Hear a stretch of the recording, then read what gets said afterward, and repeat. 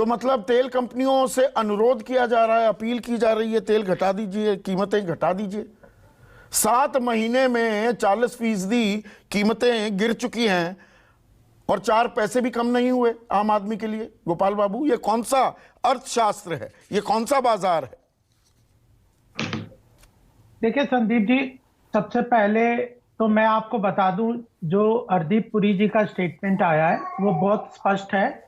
उसमें उन्होंने बताया है कि पिछले साल क्योंकि विश्व बाजार में बढ़ती हुई कीमत पेट्रोल और डीजल की, क्रूड ऑयल की ने, ये सारी हमारी ओएमसी जो ऑयल मैन्युफैक्चरिंग कंपनीज हैं, ऑयल मार्केटिंग कंपनीज हैं, इनको बहुत जबरदस्त घाटा हुआ था, क्योंकि इन्होंने बढ़ते हुए दाम पे भी जनता के हित में, कोविड और उसके बाद इकोनॉमी के हित में दाम नहीं बढ़ाए थे। तो टोटल जो एक्यूमुलेटेड लॉस है पिछले साल का, मार्च 2022 का, वो 21,000 करोड़ है। और उन्होंने कहा था कि अब जब ये भरपाई हो जाएगी तब मुझे एक्सपेक्टेड है कि यह तेल कंपनियां अपना दाम घटा देंगी जनता के लिए।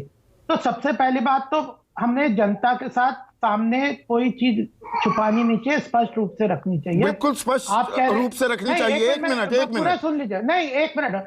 1500 करोड़ का जो आप प्रॉफिट बता रहे हैं, किस कंपनी का कब है? दिसंबर में तो बीपीसीएल का लॉस था 204 करोड़ का, दिसंबर के माह में, क्वार्टर में भी। तो अभी तीनों मार्च 22 के बाद तीनों क्वार्टर में जो है, आईसीआईसीआई सिक्योरिटीज की ये रिपोर्ट है। इसी बेसिस पर शेयर बाजार में बहुत से निवेशक पैसा लगाते हैं। नहीं, वो एक्सपेक्टेशन होगी दिसंबर क्वार्टर की। हाँ। लेकिन उसके पहले मार्च के बाद जून और सितंबर में दोनों टाइम ऑयल कंपनीज को फिर लॉस हुआ है। तो 22,000 करोड़ का लॉस, एक्यूमुलेटेड लॉस है, वो पूरा होना है। तो आप उनके नुकसान की बड़ी चिंता है सरकार को। अरे तो नुकसान, कंपनियां कैसे चलेंगी? उन्होंने, आम आदमी का बजट कैसे चलेगा? तो इसीलिए तो सर, यही तो, आप पूरी बात मेरी सुन लीजिए ना। हाँ। इसी कारण 22,000 करोड़ का घाटा लिया और तेल कंपनियों ने बढ़े हुए ग्लोबल दामों को जनता के ऊपर नहीं डाला। जब 102 रुपए का आप डीजल बात कर रहे हो या 100 रुपए से ऊपर बात कर रहे हो, उस वक्त उसकी आंकड़ों के साथ आप खिलवाड़ कर रहे हैं विशुद्ध गोपाल बाबू। बिल्कुल भी नहीं मैं अब रोकता हूं ना। अब सुनिए, अब मेरी भी बात सुनिए। मैं ऑयल कंपनी, आप एक पीरियड पर ऐसी सुई अटका रहे हैं। अब थोड़ा सा परिप्रेक्ष्य को, होराइजन को ब्रॉडन करते हैं। मेरी पूरी बात सुनिए फिर काटिएगा बात। पिछले बार 36 रुपए पर लीटर का डीजल पे नुकसान हो रहा था ऑयल कंपनीज को बेचने में, और लगभग 10 से 15 रुपए पर लीटर का पेट्रोल पे घाटा हो रहा था। यह घाटा कंपनियों ने अपने ऊपर झेला। और जो मलाई काटी, जो छप्पर फाड़ बम्पर प्रॉफिट कमाया, उसके आंकड़े आप बताने नहीं देंगे? आपकी इजाजत है? बताऊं वो आंकड़े? अरे मैं मई 2020 में, अब सुनिए ना, अंतर्राष्ट्रीय बाजार में कच्चे तेल की कीमतें कहां तक आ गई थी? $20 प्रति बैरल। और आपको पता है कि मैं सही आंकड़ा बता रहा हूं। उस वक्त कंजम्पशन, एक मिनट कंजम्पशन को छोड़िए ना, 1 मिनट। दाम क्या थे? 69 रुपए 59 पैसे, दिल्ली की बात बता रहा हूं, पेट्रोल की। और 62 रुपए 29 पैसे। और जब ये दाम फरवरी 2021 में $65 आ गए, दाम कर दिया आपने 90 रुपए 93 पैसे और 81 रुपए 32 पैसे। देखिए संदीप, दाम बढ़ते चले गए। आज की तारीख में $70 पर है। दाम वही क्यों है? पहली बात यह है कि अभी 21,000 करोड़ का जो घाटा है, हमें ऑयल कंपनियों को चलाना है कि इनको पुराने, ये जो एयर इंडिया, आपको ऑयल कंपनियों को चलाना है अपना खजाना?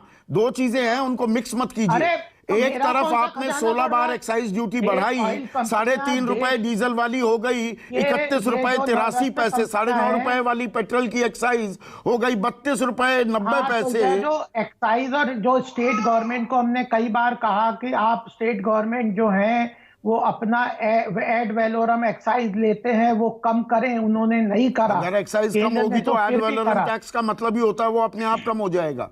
मुझसे बेहतर अर्थशास्त्र आप जानते हैं। हाँ, तो इसीलिए तो मैं कह रहा हूं कि देखिए, ऑयल कंपनी के अर्थशास्त्र को आप इस तरह एक तरीके से मत घुमाइए, क्योंकि घुमा ये आप जो रहे हैं, घुमा अरे ये सरकार और नवरत्न तेल कंपनियां कंपनियां आ हैं, रही हैं। संदीप जी। एक तरफ तेल की नवरत्न- कीमतें कम हो जाती हैं तो आप कम नहीं होने देते क्योंकि एक्साइज बढ़ा देते हैं। दूसरी नहीं, तरफ ये कम देश होती है, की- आपने एक्साइज कम कर रखी है तो कंपनियों को दाम बरकरार रखने की खुली छूट दे देते हैं। ये कौन सा नहीं, बाजार है? यही तो समझना ये चाह देश रहा हूं की- मैं। हाँ, तो सुन लो ना, तो समझना चाह रहे हो तो सुन तो लो। हाँ। ये नवरत्न कंपनियां हैं, देश के एसेट्स हैं, पीएसयूज हैं, इनको बर्बाद मत करिए। बर्बाद कौन कर रहा है? 26 लाख करोड़ तो आपने सरकार कमाए, को, सरकार ने कंपनियों को, एक्साइज सरकार बढ़ाकर। ये आम आदमी का ही पैसा है, हमें कब राहत मिलेगी? सरकार को और कंपनियों को आर्थिक जो निर्णय है वो अर्थशास्त्र को समझ के, देश की जनता की आवश्यकता को समझ के लेने दीजिए। तभी अगर इस तरह से- पेट्रोलियम मंत्री कह रहे हैं अनुरोध करता हूं जी कम कर दीजिए। अब तो आप हाँ, पैसा अब जब कमाने लगे। और उन्होंने कहा है घाटा पूरा हो जाएगा तो फिर कम करेंगे, जरूर अच्छा, करेंगे। बाजार, और वैसे ये भी कह दिया बाजार तय करता है। अच्छा ये बताइए, पिछले साल 5 राज्यों में चुनाव थे, उससे 64 दिन पहले तेल की कीमतें जस की तस कर दी गई। 64 दिन एक नया पैसा तेल की कीमत नहीं बढ़ी। बाजार सोने चला जाता है क्या चुनाव से पहले? चाहिए था, आप पहले तो तय कर लीजिए कि तेल की कीमत बढ़ानी चाहिए या घटानी चाहिए। नहीं, ये बढ़ाता और घटाता कौन है, मैं ये जानना चाह रहा हूं। बहुत सही सवाल आपने काउंटर क्वेश्चन किया। अब मेरे सवाल, ये तय कौन करता है? सरकार ही कर रही है ना तय। नहीं नहीं, सुनो, फिर सुन लो ना, मैं तो ऑयल कंपनी की वर्किंग को जानता हूं। सरकार नहीं, कंपनियां करती है, लेकिन सरकार उनसे रिक्वेस्ट करती है, जैसे हरदीप पुरी जी ने अभी रिक्वेस्ट किया है। चुनाव से पहले भी करती है कि अब 2 महीने भैया बढ़ाना मत, नहीं तो नुकसान हो जाएगा वोट का। तो सरकार के, प्रधानमंत्री के रिक्वेस्ट के, जो ऑयल मंत्री के रिक्वेस्ट पे ही तो नहीं बढ़ाए थे ऑयल कंपनियों ने देश के हित में। ये ऐसा बाजार भारत में ही चलता है। हाँ बिल्कुल, भारत में हम जन कल्याणकारी योजनाओं के अंतर्गत देश की अर्थव्यवस्था को देश की आवश्यकताओं के अनुसार बदलते और चलाते हैं, तभी आज देश में भारत की अर्थव्यवस्था विश्व में सबसे तेज गति से आम आदमी की जेब से पैसा निकलता रहेगा। मुझे एक चीज बताइए, ईमानदारी से बताइएगा, और 2014 से पहले के वो परिदृश्य याद कीजिएगा गोपाल बाबू। अगर ये किसी और की सरकार होती और 116 से 118 डॉलर प्रति बैरल कच्चे तेल की कीमतें वहां से घटकर 70 डॉलर प्रति बैरल चली गई होती 7 महीने में, और एक नया पैसा तेल की कीमतों में कमी ना आती, आप बवाल काट देते। ईमानदारी से बताना, नहीं काटते क्या? तो फिर मैं बताता हूं, जब 70 से 116 गया, तब अगर बढ़ाया होता दाम, तब तो ये बात कह सकते थे। ऑयल कंपनियों ने देश की जनता के हित में सरकार के कहने से, सरकार के रिक्वेस्ट से, सरकार की बात मानते हुए पिछले साल जब देश की अर्थव्यवस्था की आवश्यकता थी एनर्जी की, उस वक्त डीजल पे 36 रुपए तक पर लीटर का घाटा उठाते हुए डीजल के दाम नहीं बढ़ाए, 15 रुपए तक पेट्रोल का पर लीटर का घाटा अपने ऊपर लेते हुए भारत की बात कर रहे हैं ना, नहीं बढ़ाए। इसके कारण ये भारत की बात हो रही है कि पेट्रोल डीजल के दाम नहीं बढ़ाए गए। अरे भाई, अरे ऑयल कंपनी के कंट्रीब्यूशन को इस तरह पॉलिटिकल डिबेट में मत मई दो, एक मिनट सुनिए ना, मई 2018 में 74 रुपए 63 पैसे पेट्रोल के दाम थे, डीजल के थे 65 रुपए 93 पैसे। ये 120 और 110 रुपए किसके राज में गए?